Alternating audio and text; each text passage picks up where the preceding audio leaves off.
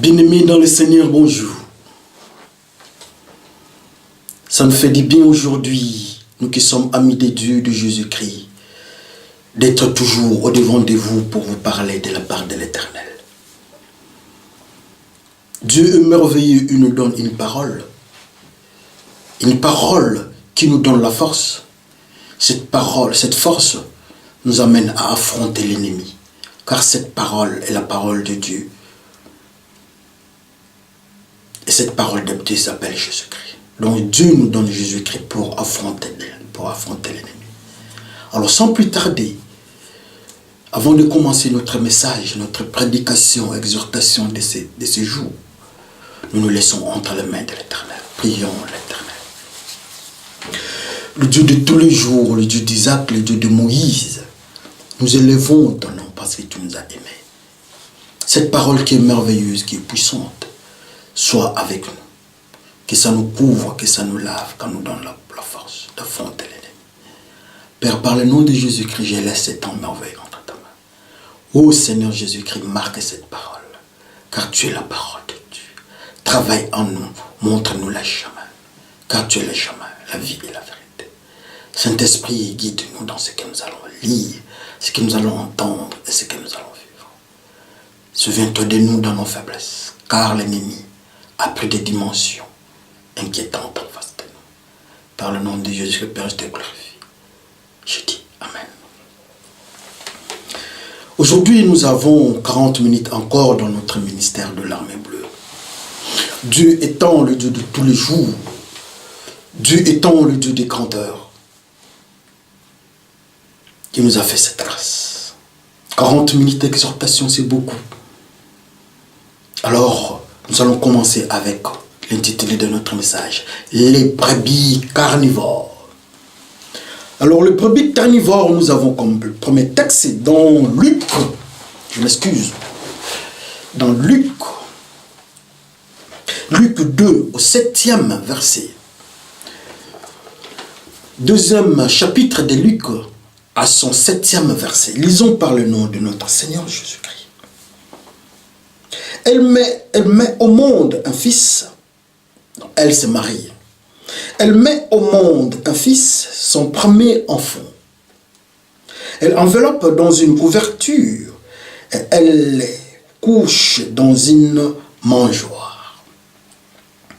En effet, il n'y a pas de place pour eux dans la salle où logent les gens de passage. Amen. Le premier texte, nous allons passer au deuxième texte. Le deuxième texte, c'est dans Lévitique. Lévitique, c'est l'ami de Nombre, le lecteur de la Bible. Nous passons dans Lévitique. Lévitique 16 au 4e chapitre, verset. 16e chapitre de Lévitique à son quatrième verset.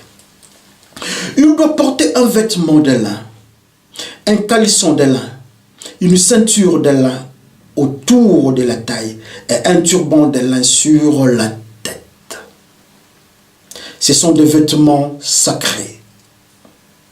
Aaron doit donc se laver avant de le mettre. Amen. Les habits sacrés, il faut que Aaron se lave avant de les mettre. Waouh! Nous passons au troisième texte et le dernier, c'est dans Malachie. Malachie, c'est vers le Nouveau Testament. Malachie 1er, du 1er jusqu'au 3e verset. Premier chapitre de Malachie, du 1er jusqu'au 3e. Lisons par le nom de notre Seigneur Jésus-Christ.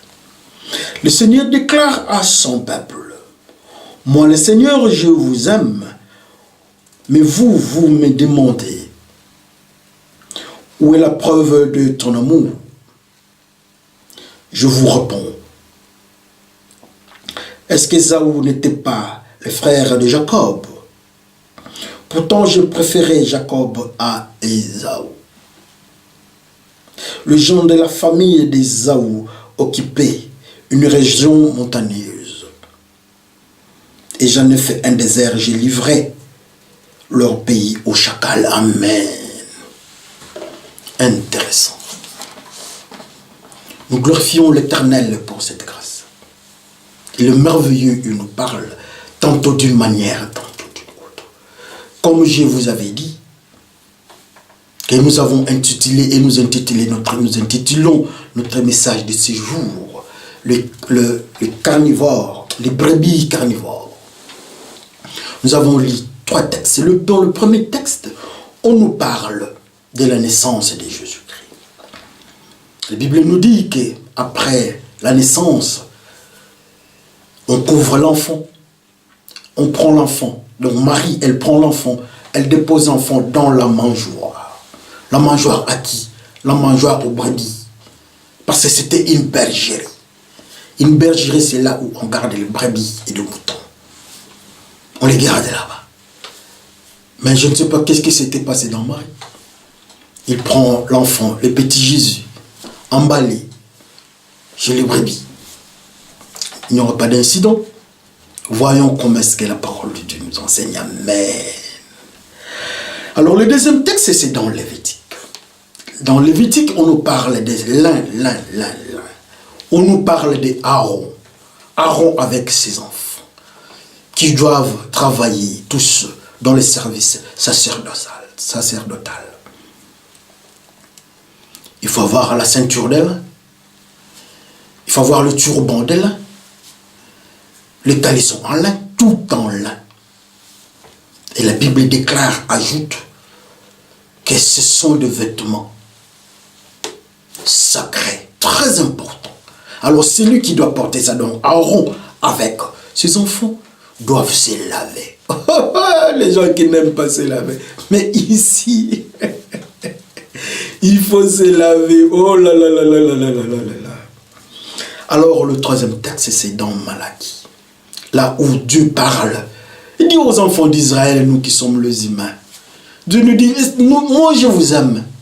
Mais vous vous étonnez, vous dites, mais prouvez-nous. Mais Dieu vous parle. Dieu nous parle avec une autre question. Il rétorque, il dit, n'est-ce pas moi j'ai haï, j'ai préféré Jacob à la place de son frère Ésaü, de la même famille. Mais il ajoutera une chose la plus importante, que la zone là où habitait Ésaü, c'était dans le désert. Et dans ce désert-là, Dieu a donné ça au chacal. C'est très important cette précision-là. C'est très important. Pourquoi Dieu nous dit ça? Marie, la femme de Joseph, avec Joseph avec sa femme grosse, ça chauffe, le douleur d'enfantement bouge. À l'hôtel, il n'a pas de place. Qui peut avoir pitié ou compassion de Marie? Grosse. Elle ne sait plus marcher. Le petit Jésus-Christ menace, je vais sortir. Mais le monde bloque le petit Jésus-Christ ne sortira pas ici. Pas ici parmi nous. Mais le monde des animaux, le monde des moutons, dit ok, amenez Jésus-Christ ici. Jésus-Christ va naître parmi nous, alléluia. Et Jésus-Christ est parti naître dans la bergerie, chez le mouton. Il est né là-bas. Et Marie prend le petit Jésus, il emballe le petit Jésus, il met le petit Jésus là où les moutons broutent l'herbe. Ils sont herbivores. Mais je ne sais pas, qu'est-ce qui s'était passé chez Marie? Pourquoi Marie a voulu que le petit Jésus soit là-bas? Là où les animaux herbivores doivent manger. C'est pour cela que nous avons intitulé, c'est la base de notre intitulé, les carnivores. Les brebis carnivores. Oh là là, les brebis ne peuvent pas être carnivores. Toi, tu t'es embrouillé. Oui, l'intitulé de notre message, les brebis carnivores. Amen. Intéressant. La parole de Dieu, ça nous fait du bien. Mais quand ça chauffe aussi, nous pleurons. Pourquoi Marie a présenté un tel comportement? Dans cette zone, là où il y a des brebis, des herbivores, là où il y a des brebis qui mangent l'herbe, ils ont la laine. Les enfants d'Israël, ceux qui sont appelés saints, il refuse et Jésus-Christ dit non. Les saints, Jésus-Christ ne doit pas naître chez les saints. Pour nous dire que Jésus-Christ n'est pas venu pour nous. Mais Marie dit, mais comme il n'est pas venu pour vous, vous enfants d'Israël, il est venu pour quelque chose. Et Jésus-Christ confirme. Je suis venu pour les pécheurs. N'est-ce pas, le médecin? Le médecin va vers les malades. Le médecin est pour les malades. Le médecin ne peut pas aller pour ceux qui sont en bon état. De la même façon, Jésus-Christ ne pouvait pas naître pour ceux qui sont appelés enfants d'Israël. Être enfant d'Israël dans le mystère spirituel signifie la pureté. Alors quand on est pur, Jésus-Christ n'a plus sa raison de naître pour nos péchés. Parce que ceux qui sont purifiés sont déjà mis du côté des enfants d'Israël. Donc Jésus-Christ doit naître pour ceux qui sont impurs. Il dit, on m'a envoyé pour les brebis perdues d'Israël. Et voilà, il est né. Marie confirme ce que Jésus-Christ dira plus tard. Marie amène Jésus-Christ chez les brebis. Alléluia. Et voilà, nous partons chez les brebis. Nous allons visiter les brebis. Marie nous amène chez les brebis. Quand nous partons chez les brebis, nous découvrons quelque chose. Une situation malheureuse. Nous constatons que les brebis ont de la laine. Nous constatons que les enfants d'Israël disent que Jésus-Christ n'est pas pour nous. Le brebis dit, venez avec Jésus-Christ. Marie prend Jésus-Christ, le petit Jésus-Christ, sur leur mangeoire, la mangeoire. Mais nous tournons, nous regardons le mouton. Nous constatons que les brebis et le mouton, tous ensemble, ils ont tous la laine. Mais pourquoi Marie doit accepter à ce que Jésus-Christ naisse dans une zone là où on doit trouver les humains qui travaillent pour soutenir ceux qui ont de la laine. Donc le mouton, le brebis. Dans la bergerie, Marie est partie déposer les petits bébés Jésus là-bas pour ceux qui ont de la laine. Qu'est-ce que la laine? Intéressant. Dans la Bible, il nous est écrit que Adam et Ève, quand ils ont péché, la gloire de Dieu les a quittés. Et comme la gloire de Dieu les a quittés, il y a un phénomène qui s'était passé. Ils ont fui. Ils se sont fait les habits dans leur technologie, dans leur science, leur nouvelle connaissance, avec l'impulsion, avec la recherche de leurs professeurs, les diables. Ils se sont fait les habits avec des figues. Dieu dit non, ça ne se fait pas ainsi. Quand vous avez refusé la pureté, la gloire, vous aurez la peau de bête. Mais la peau de bête est caractérisée de quoi? La peau de bête est couverte de la laine. La peau de bête est couverte de la laine. Et voilà ces hommes qui ont raté,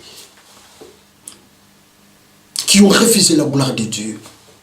Alors Dieu met sur eux la peau de bête, la prophétie. D'une manière prophétique, Dieu met cette laine sur eux pour dire que vous êtes un peuple pécheur.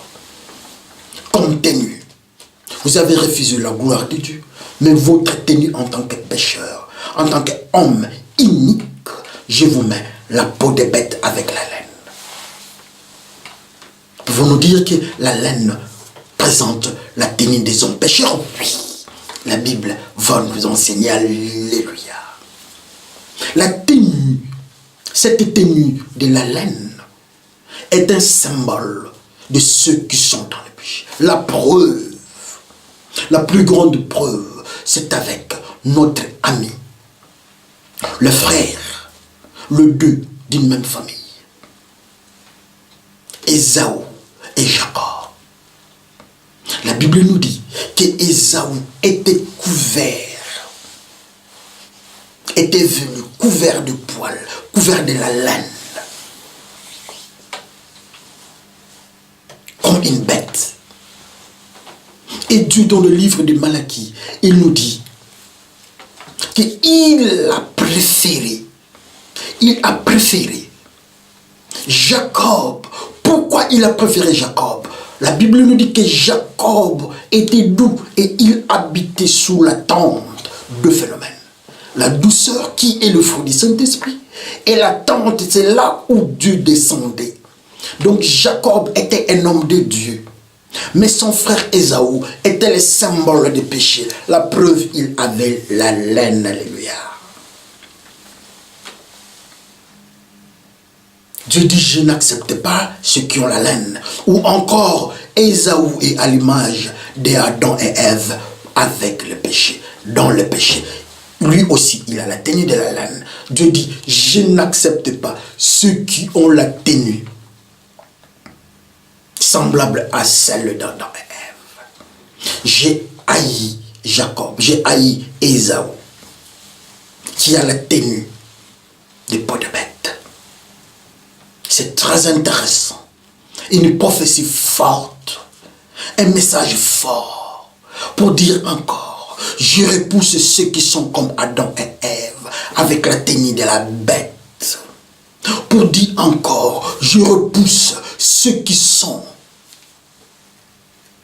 dans le péché. Je repousse ceux qui refusent à manger le fruit de vie et qui mangent le fruit de la connaissance du bien et du mal. Je le repousse. Ils ont la peau de bête.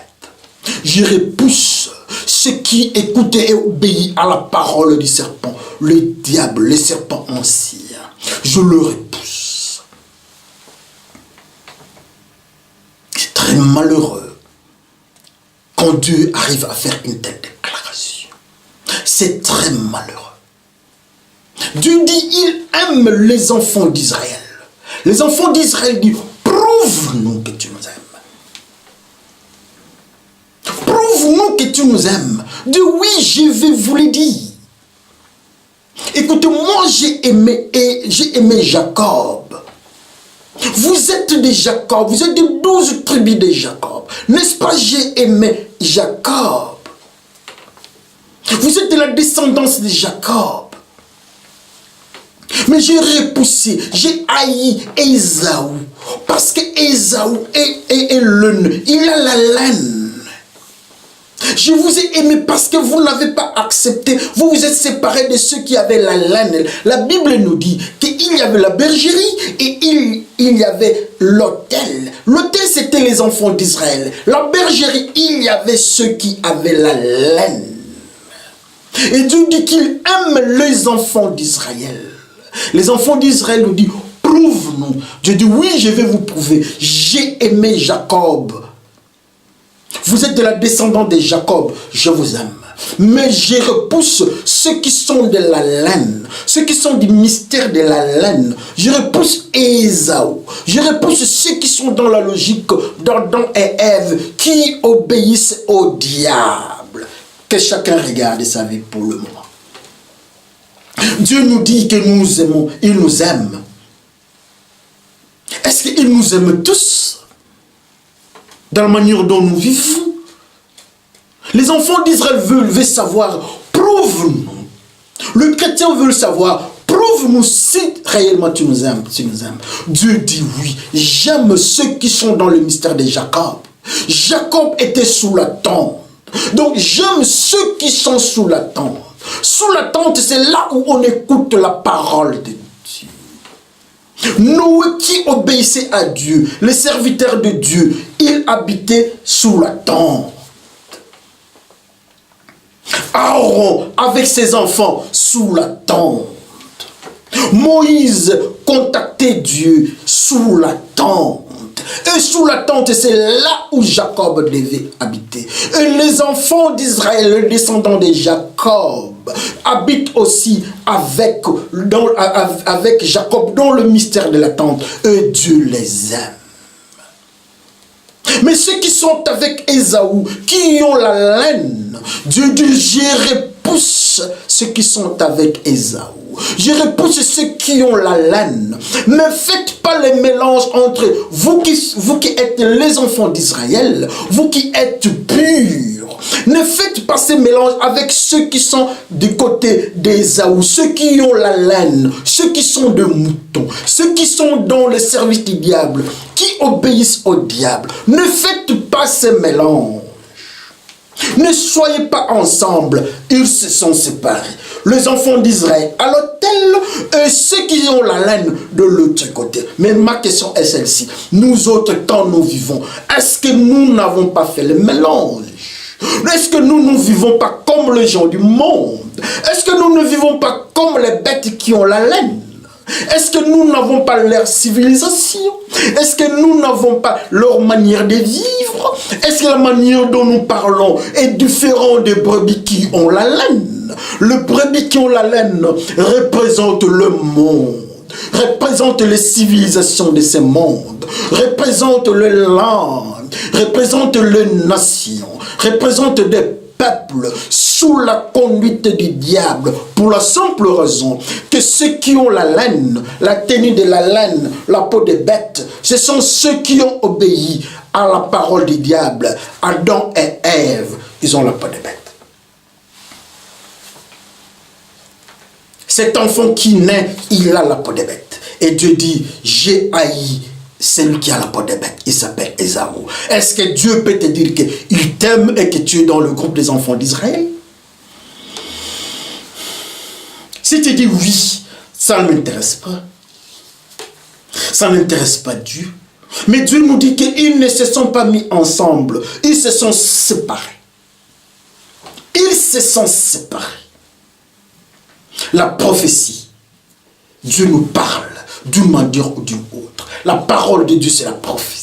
Il nous enseigne, il nous révèle les choses cachées. Mais voilà Marie. Les enfants d'Israël disent, Jésus-Christ, sa place n'est pas ici. Que Jésus-Christ aille vers ceux qui sont dans le péché. La grâce est pour ceux qui sont dans le péché. La grâce est pour les adultères. Au moment où nous parlons, il y a encore la grâce. Et les adultères, les maris qui se promènent avec des condoms dans leur voiture, les homosexuels, les trans, je ne sais pas quoi, les transsexuels, les lesbiennes, les sorciers, les illuminati, ceux qui ont des tatouages partout, les avorteurs, les faux chercheurs qui nous donnent les informations sur l'évolution, la science du mensonge qui n'existe pas, si ce n'est que le mensonge du diable. L'évolution n'existe pas. L'homme n'a jamais évolué. C'est le diable qui parle. Alors tous ceux qui suivent ces informations-là, eux, ils s'appellent l'homme à la laine. Mais Jésus-Christ est là, il vient. Jésus-Christ n'a pas jeté ceux qui ont la laine. Il vient. Il est en train de venir, la grâce est toujours là. Il frappe à la porte de tout échec. Quel amour pour les enfants d'Israël. Ils disent à Jésus-Christ, Seigneur, il y a encore ceux qui ont la laine. Seigneur, il y a encore ceux qui sont du mystère d'Ésaü. Nous sommes des Jacob, tu nous as récupérés. Gloire soit rendue à Dieu. Tu nous en montres ton amour. Merci beaucoup. Mais de l'autre côté, nous avons encore nos frères adultères. Nous avons encore nos sœurs qui sont des secrétaires dans des bureaux, mais qui couchent avec leur chef. Seigneur, va vers ces gens-là. Nous avons encore nos frères qui s'appellent pasteurs, anciens, diacres, papes, cardinal, mais qui est dans le mensonge? Le pape est dans le mensonge. Laissez-moi dire aux frères catholiques que j'aime beaucoup, le pape est dans le mensonge total. Tout ce qu'il est en train de nous enseigner, c'est le mensonge total. Ceux qui veulent chercher en savoir plus, il faut aller très loin. Regardez ce que le pape est en train de faire maintenant. Vous allez comprendre qu'il a quelque chose qui ne va pas. Quand on est dans le mensonge, assurément, on est dans le mystère d'Ésaü. On obéit au diable. Le pape a fait une déclaration. Il dit pour le moment, pour sauver l'humanité, Nous avons besoin d'un pouvoir qui contrôle le monde entier. Ça, c'est l'Antichrist. C'est le pape qui a fait cette déclaration. C'est malheureux. Jamais nous pouvons sauver cette humanité. C'est la Bible qui nous dit que ça sera détruit. Nous ne pouvons pas arrêter le processus. Jamais. Comment nous allons arrêter le processus? Si nous arrivons à arrêter le processus du chavirement de ce monde, donc c'est que la Bible a menti. Et je ne crois pas. Même pas une seconde que dans la Bible, il y a les mensonges. Non. La Bible, c'est la sainteté. C'est un livre saint. C'est la parole de Dieu. Dans la parole de Dieu, il n'y a pas les mensonges. Le mensonge, c'est le diable. Le diable est le père du mensonge. Tous ceux qui amènent les mensonges, ce sont les enfants du diable. Il n'y a pas que les papes. Mais regardez les bishops. Regardez les pasteurs. Regardez les prêtres qui sont pédophiles. Les pasteurs qui ont des flacons d'huile, je ne sais pourquoi. Les pasteurs aux États-Unis dans le groupe de Toronto, Toronto Blessing, c'est des mensonges. Regardez la musique chrétienne qui n'est pas différente de la musique du monde. Avec le rock dans l'église, avec la lumière comme dans les boîtes de nuit. Ça n'engage que nous-mêmes, ça. Ça, c'est une musique de ceux qui ont la laine. Le frère de la laine, le pape de la laine, le cardinal de la laine, le pasteur, diacre de la laine. Les enfants d'Israël sont en train de prier. Ceux qui sont dans la pureté, les enfants de Dieu sont en train de prier. Ils disent, Marie, nous avons nos frères qui sont dans le mensonge et dans le péché. Ils sont de l'autre côté. Ils ont besoin de Jésus-Christ. C'est notre travail, nous qui sommes appelés enfants d'Israël. Nous devons prier pour ceux qui sont de l'autre côté, dans le groupe de ceux qui ont la laine. Marie a entendu le message. Elle est poussée par le Saint-Esprit vers la bergerie. Alléluia. Marie arrive à la bergerie et Jésus constate que c'est la place et c'est le moment opportun de la grâce. Jésus sort et c'est l'accouchement. C'est le temps de l'accouchement. Jésus-Christ est né dans la bergerie. Là où on trouve le peuple de la laine. La Bible nous dit, ne mélangeons pas les lins et la laine. Les lins, la Bible nous dit dans le livre de Lévitique, que les lins représentent l'habillement sacré. Alléluia.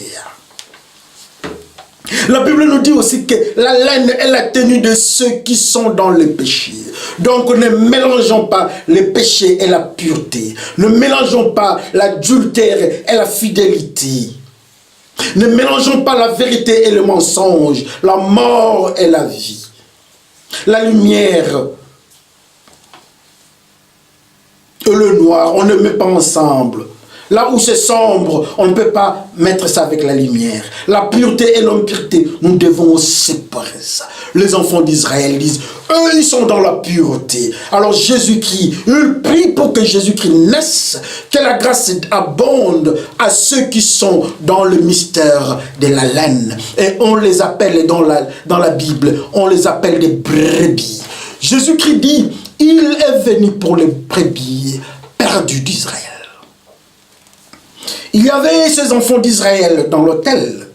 Et il y avait des brebis perdues là-bas. Jésus-Christ est parti là-bas. On regarde les brebis, ils ont la tenue. Quelle tenue? De la laine. Ne mélangez pas la laine et les lins. Ne mélangez pas les pécheurs et les saints. Et tu es dans le péché, ou bien tu es dans le groupe de ceux qui ont le groupe des enfants d'Israël. Tu es dans le groupe de ceux qui sont dans la laine, le brebis, ou bien ceux qui sont dans l'autel, les enfants d'Israël. Tu es dans le groupe de Jacob qui est dans l'autel, ou bien tu es dans le groupe d'Ésaü qui se trouve avec la laine. Souvenez-vous, dans Malachie, Dieu dit, il repousse Ésaü, il accepte, il préfère Jacob à la place de son frère Ésaü. Que chacun regarde sa vie.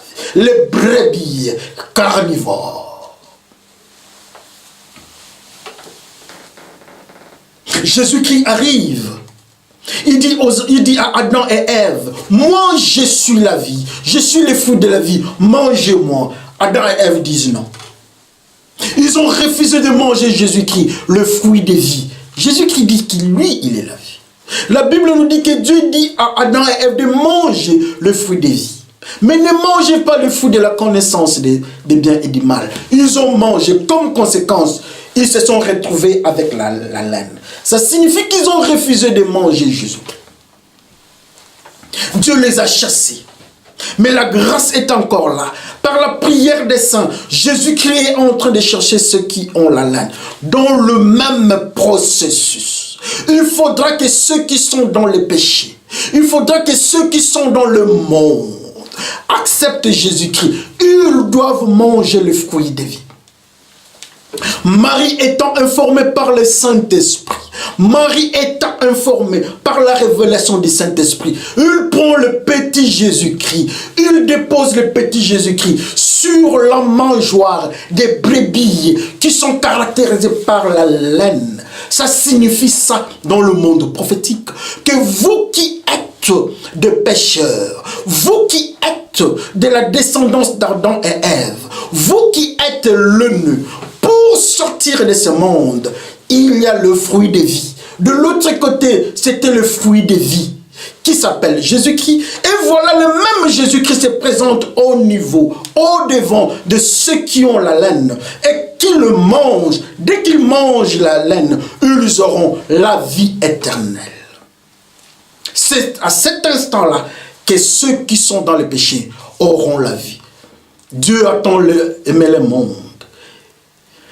Il nous a donné son Fils unique, afin que quiconque croit en lui. Il nous a donné, afin que quiconque croit en lui comment obéir en lui.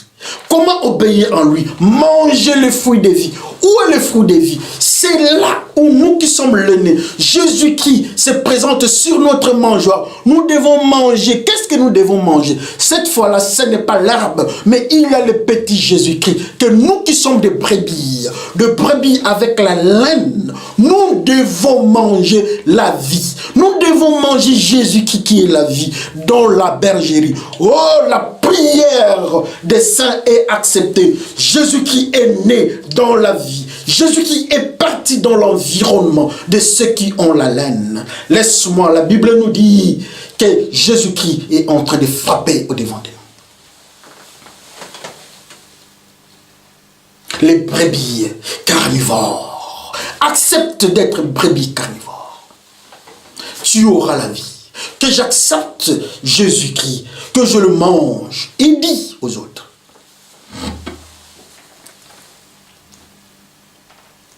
Mangez ma chair. Vivez-moi sans vous aurez la vie éternelle. Ils l'ont menacé. Oui, c'était vrai. Mais ils ont oublié que Jésus-Christ est né sur la mangeoire. Qui devait le bouffer? Ceux qui sont dans le mystère des péchés. Le groupe d'enfants d'Israël est divisé en deux. Il y a un groupe qu'on appelle les brebis avec la laine, qui représente le groupe d'Ésaü, que Dieu ne préfère pas. Et il y a un autre groupe qui est dans l'autel, qui n'autorise pas à ce que Marie donne naissance à Jésus-Christ là-bas, mais qui aille, que Jésus-Christ aille de l'autre côté, vers les brebis perdues des enfants d'Israël. Qui sont ces brebis-là? Nous sommes là, des adultères. Qui sont ces gens-là? Nous qui sommes là, des pasteurs menteurs, des prophètes menteurs. La grâce est encore là. Jésus-Christ frappe dans nos cœurs. Il nous parle. Il nous enseigne. Il nous demande de manger le fruit de vie. Si nous refusons de manger le fruit de vie, mais en quoi est-ce que nous nous attaquons à Adam et Ève? Ils avaient refusé de manger le fruit de vie. Excuse. Nous refusons de manger le fruit de vie. Et nous nous attaquons à Adam et Ève. L'occasion est là de manger le fruit de vie. Mais nous refusons. Pourquoi? Manger Jésus-Christ. Jésus-Christ, c'est la parole de Dieu. La parole de Dieu, c'est notre nourriture. Mangez la parole de Dieu. La parole de Dieu est dans la Bible. Quand vous mangez la parole de Dieu, dans votre bouche aura l'odeur de la parole de Dieu. Quand tu parles, au lieu que la masturbation, l'odeur de la masturbation sort de votre bouche, il aura l'odeur de la pureté. Quand tu parles, au lieu que l'odeur de la prostitution, du lesbianisme sort de votre bouche, quand vous avez mangé la parole de Dieu, il y aura la fidélité conjugale. Si vous mangez cette parole, qui est la parole puissante, le pain de vie, quand vous mangez ça, il y aura l'odeur de la crainte de Dieu qui sortira de vous. Et quand nous aurons accepté Jésus-Christ, alors la laine va tomber. La laine va tomber comment? Ceux qui sont dans la bergerie, le berger viendra faire son travail. Quel est le travail des bergers? C'est d'enlever la laine sur le brebis. Alléluia. Jésus-Christ est le bon berger, n'est-ce pas? Quel est son travail? C'est d'enlever la laine. Quand il nous débarrasse de la laine, alors il nous donne le lin. Quand nous portons les lins, nous rentrons dans le Lévitique qui dit, nous devons avoir pour turban les lins. Nous devons avoir pour sous-vêtements les lins.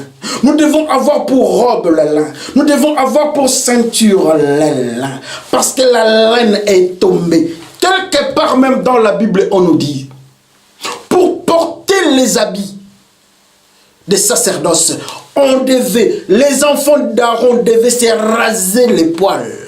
C'est-à-dire dans le monde prophétique, qu'on devait enlever le mystère de la laine. On devait enlever le péché. Parce que la laine représente le mystère d'Adam et Ève pour ceux qui sont dans le péché. Ceux qui obéissent au diable. Donc pour porter les habits des sacerdoces, nous devons nous laver d'abord. Et Jésus-Christ nous lave en nous enlevant la laine. Quand il nous enlève la laine, automatiquement nous avons la robe du sang de l'agneau, lavée par le sang de l'agneau, dont le livre des révélations nous parle. Est-ce que vous avez cette robe-là? Non. Cette robe-là est pour les saints. Où sont les saints? Les saints sont dans l'autel.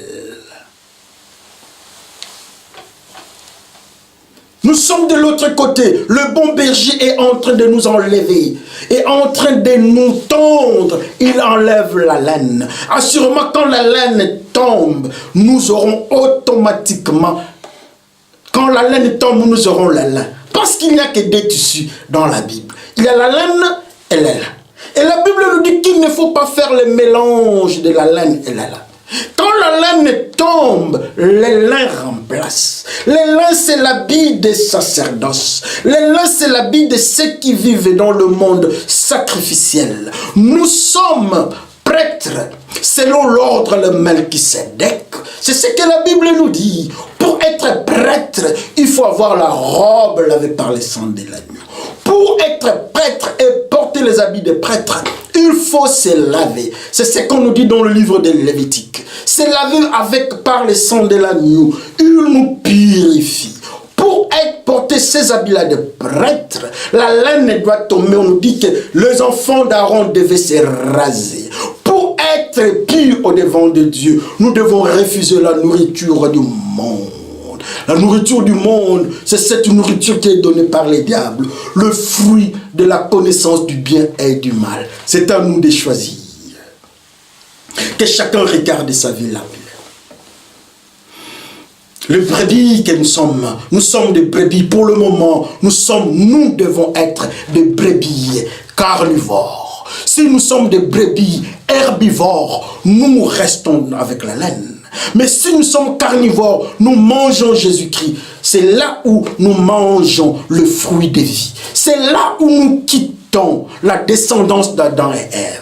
Parce que la descendance d'Adam et Ève, c'est la descendance qui a la laine. La descendance d'Adam et Ève, c'est la descendance d'Ésaü qui a la laine. Mais quand nous mangeons le fruit de vie, quand nous mangeons Jésus-Christ, nous mangeons sa chair, nous sommes des brebis carnivores. Et à cet instant-là, la gloire de Dieu descend sur nous. À cet instant-là, le travail de Marie arrive à sa fin. Que le Seigneur bénisse son peuple. Prions le Seigneur. Seigneur, nous sommes malheureux. La laine nous en avons. N'est-ce pas, tu es un mot, le bon berger? Enlève-nous la laine. Donne-nous les lins. Nous voulons être dans le sacerdoce et nous devons porter les habits sacrés. La ceinture de lin. La tenue est toujours en lin, pas en laine. Tu as choisi Jacob. Tu as repoussé Ésaü. Mais nous remercions le Seigneur Jésus-Christ pour la grâce de naître au-devant de nous. Et nous sommes des brebis galeuses, des brebis perdues des enfants d'Israël. Mais merci Seigneur Jésus-Christ parce que tu nous as retrouvés. Par le nom de Jésus-Christ, je te glorifie pour cet instant. Et je te dis Amen. Que le Seigneur bénisse son peuple. À la prochaine. Merci parce que Jésus-Christ est le bon berger. Il nous enlève. Il est en train de nous tondre. Et le lin remplace. Les sang de l'agneau nous lave. C'est à cet instant-là que nous allons porter la tenue des sacrificateurs. Nous serons dans le groupe des enfants de Aaron. Que le Seigneur vous bénisse. Amen.